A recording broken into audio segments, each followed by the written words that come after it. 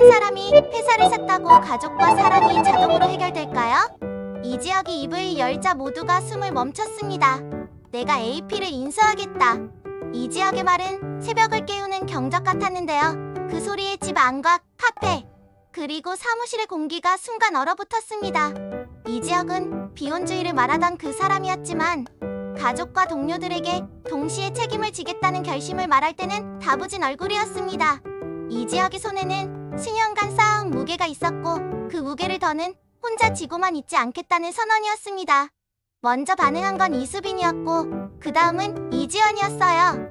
형, 미친 짓은 그만해. 이지연은 분노가 먼저였고 이수빈은 계산이 먼저였죠. 두 사람의 반응은 각자 처한 현실을 고스란히 드러냈습니다. 하지만 가장 날선 반응은 이상철에게서 나왔습니다. 이상철은 오랜 세월 내리막을 지켜본 사람이었고 돈과 체면으로 가족을 지켜온 사람이었는데요. 계란으로 바위채기냐 이지혁? 이상철의 말은 짧았지만 뼈가 있었습니다.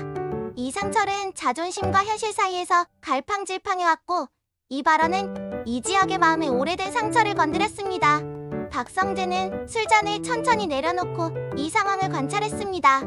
박성재는 금수저로 태어났지만 이번엔 자신도 모르게 숨을 깊게 들이켰는데요. 박성재는 회사 조직의 현실과 권력 관계를 누구보다 잘 알고 있었고 그래서 더 걱정스러웠습니다. 계란으로 바위를 치는 게 아니라 우린 서로 단단히 손을 잡아야 해요. 박성재의 말은 위로였지만 동시에 계산이었어요. 성재는 이지혁을 지키고 싶었지만 회사의 리스크가 가족에게 전가되는 걸 원치 않았습니다. 그 우렵 수비는 본사 직원과 대놓고 싸움이 났습니다. 본사 직원은 AP의 지분 구조와 내부 문제를 가볍게 말했고 그 말에 수비는 참지 못했는데요. 당신 그 말 함부로 꺼내지 마세요. 수빈의 눈이 붉게 떨렸습니다. 그 자리에서 수빈은 맞기만 하는 약한 존재가 아니었습니다. 수빈은 성재의 따뜻한 말과 행동을 가까이서 본 사람이라 강하게 설 땐 설 수 있는 인물이었어요. 성재는 그 모습을 보며 가슴이 저렸습니다. 수빈아, 괜찮아? 성재는 다만 그녀를 달리라 했지만 수빈은 오히려 화를 내며 본사의 태도를 꾸짖었죠. 그 순간 성재는 자신이 아무것도 못한다는 무력감을 느꼈고 그 무력감이 성재의 얼굴에 깊은 그늘을 들이웠습니다. 고성희는 이 모든 소동을 계산표처럼 읽었습니다. 영라의 전시 준비로 바쁜 와중에도 고성희는 은호의 검진 결과를 챙기고 DNA 등록 제안을 슬쩍 던졌죠. 은호씨, 혹시 모르니 DNA라도 등록해보세요. 고성희의 제안은 친절처럼 들렸지만 은호는 그 말의 끝에 숨은 계산을 읽었습니다. 은호는 잠깐 망설였습니다. DNA 등록이라 그건 개인정보이자 때에 따라선 과거의 진실을 들여다보는 열쇠가 될 수도 있었거든요. 은호는 마음속에서 두려움과 호기심 사이를 오갔습니다. 등록하면 불편한 진실이 나올 수도 있겠죠?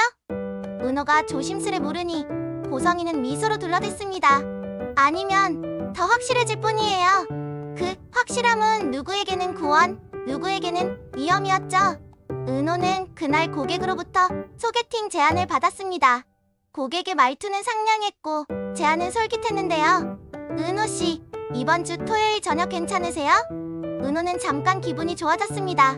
바쁜 일정 속에서도 자신을 바라보는 시선이 있다는 건 미안이니까요.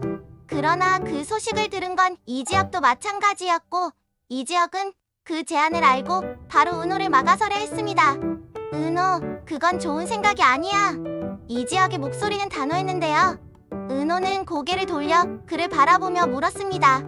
왜요, 선배? 지혁은 잠깐 망설이다 솔직히 말했습니다. 내가 누군가의 계산이 되는 걸 보고 싶지 않아. 그 말은 은호의 심장을 찌르는 말이었는데요. 은호는 울컥했지만 바로 감정을 추스르며 대답했습니다. 내가 계산당할 사람인 줄 알아서요? 은호는 분노와 슬픔을 동시에 눌러 담아 웃었습니다. 그 웃음은 달콤하지만 씁쓸했습니다.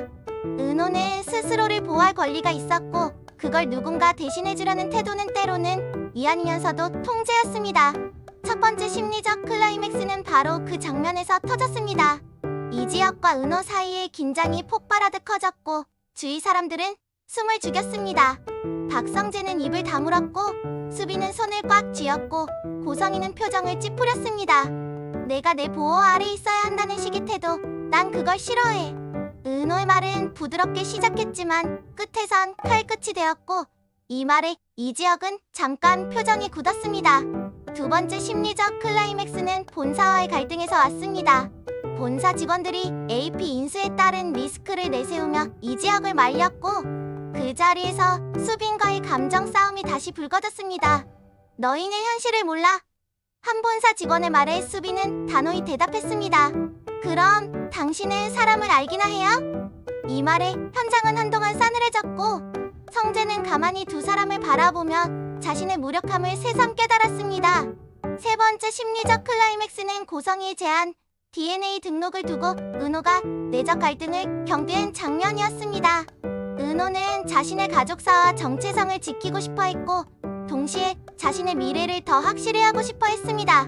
은호는 문득 정순이가 겪었던 과거의 상처를 떠올렸습니다. 엄마는 늘 진실을 숨겼지. 그 기억은 은호의 결정을 더 어렵게 했습니다. 은호는 혼자 중얼거렸습니다. 진실을 알면 누군가를 잃을 수도 있는 걸까? 네 번째 심리적 클라이맥스는 은호의 고객 소개팅 제안이 잠시 흥미를 끌었던 순간에서 벌어졌습니다. 은호는 결국 소개팅을 수락할까 말까 고민했지만 이지혁의 마음을 읽어버린 뒤로 마음이 무거워졌습니다. 그 선택은 단지 한 번의 데이트가 아니라 은호의 독립성과 누구에게 의지할지를 결정짓는 선택처럼 느껴졌어요. 은호는 결국 대답을 미루었고 그 미룸 자체가 하나의 메시지가 되었습니다. 다섯 번째 심리적 클라이맥스는 박성재의 내적 결단에서 나왔습니다. 박성재는 그동안 지켜만 보았던 자신을 마주하며 생각했습니다. 이제는 말로만 품격을 지킬 수 없다. 성재는 이지혁에게 조용히 다가가 속삭였습니다. 형, 내 선택을 막진 않겠다. 하지만 내가 이 일로 상처받지 않게 돕겠다. 그 말은 단순한 동맹의 약속 같았지만 사실은 성재가 자신의 방식으로 사랑을 표현하기 시작한 전주곡이었습니다. 마지막 반전의 씨앗은 AP의 실제 구조에서 나왔습니다. 한 보수적인 본사 임원의 책상 서랍에서 오래된 문건이 발견됐는데요. 그 문건에는 AP의 숨겨진 주주 명단이 희미하게 적혀 있었고 그 명단 속에는 놀랍게도 박진석의 이름이 얽혀 있었습니다. 이 사실이 표면화되면 이지혁의 인수 시도는 단순한 도전이 아니라 박진석과의 미묘한 힘겨루기가 될 수 있었죠. 그 가능성은 모든 이의 숨을 멈추게 만들었습니다. 마지막 장면, 은호는 카페의 작은 창가에 앉아 손에 든 따뜻한 커피잔을 보며 중얼거렸습니다. 누군가의 보호가 필요할 때와 누군가의 보호를 거부해야 할 때를 잘 구분해야겠구나. 그녀는 한숨을 쉬고 고개를 들었습니다. 창밖으로 보이는 도심의 불빛처럼 사람들의 선택은 반짝이지만 그 빛의 온도는 각자 달랐습니다. 그 불빛 아래 이들의 싸움은 이제 시작일 뿐이었어요. 누가 손을 잡고 누가 손을 놓을지 그 선택들이 다음 파장을 만들 것입니다.